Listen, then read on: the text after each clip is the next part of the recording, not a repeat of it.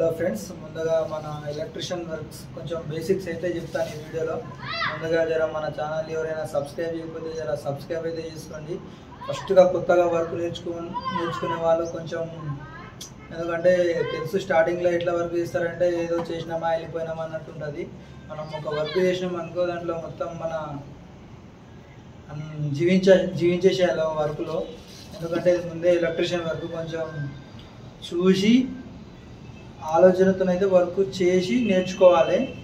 ముందుగా మన బేసిక్స్ ఏంటంటే, వర్క్ నేర్చుకోవడానికి మనం వర్క్కు వేరే వాళ్ళ దగ్గర వెళ్తాం కదా, వెళ్ళేటప్పుడు మన దగ్గర ఏమేమి వస్తువులు ఉండాలంటే ముందుగా అయితే టెస్టర్ అనేది ఉండాలి. ఈ టెస్టర్ వచ్చేసి మనకి తపారీ టెస్టరు, ఇదైతే మనకి షాప్లో 50 రూపాయలకి అనేది దొరుకుతుంది. సెకండ్ వచ్చేసి స్క్రూ డ్రైవర్, ఇదైతే తపారీ, ఇది కూడా స్క్రూ డ్రైవర్ అనేది. ఇది 2 in 1 ప్లస్ వస్తుంది, -2 in 1 మైనస్ స్టార్ 2 వస్తాయి. నెక్స్ట్ వచ్చేసి కటింగ్ ప్లేయర్ వచ్చేసి ఇది 250 నుంచి 300 దాకా ఉంటుంది. 7 inches, ఇంకా దీనికన్నా పెద్దవి కూడా ఉంటాయి.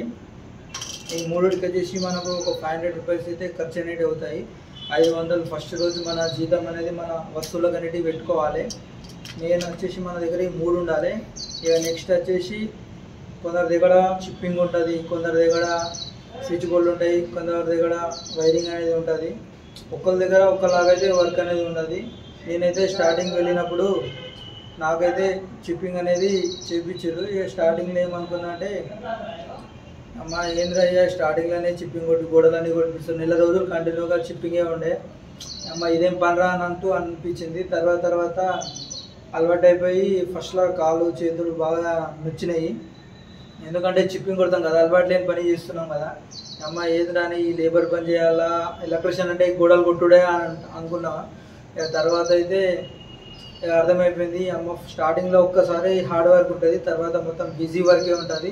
తర్వాత వచ్చేసి వైరింగ్ తర్వాత స్విచ్ బోర్డులు, ఇలా స్టెప్ బై స్టెప్ అనేది ఉంటుంది.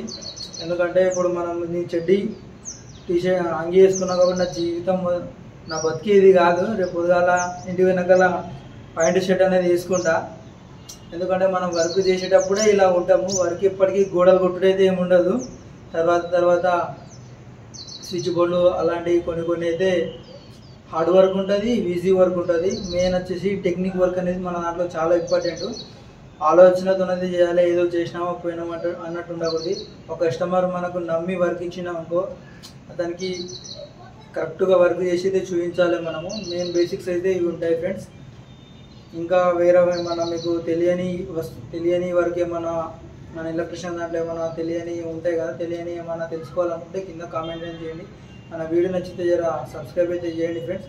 మెయిన్ వచ్చేసి కొత్తగా హెల్పర్స్ వర్క్ నేర్చుకునే వాళ్ళు వస్తారు కదా, ముందు అయితే మనకు జీతం అనేది తక్కువ ఉంటుంది. ఇందులో వచ్చేసి హార్డ్ వర్క్ ఉంటుంది, ఈజీ వర్క్ ఉంటుంది, టెక్నికల్ వర్క్ కూడా ఉంటుంది మన ఎలక్ట్రిషియన్ దాంట్లో. ఈ 3 అయితే బాగా గుర్తుపెట్టుకోండి. వర్క్ నేర్చుకోవాలన్నప్పుడు అయితే మెయిన్ వచ్చేసి ఈ 3 చాలా ఇంపార్టెంట్. ముందుగా అయితే మనకు మన ఆయుధాలు అయితే కంపల్సరీ ఉండాలి. ఫస్ట్ రోజు మన శాలరీ అయితే వీటికే పెట్టుకోవాలి మనము.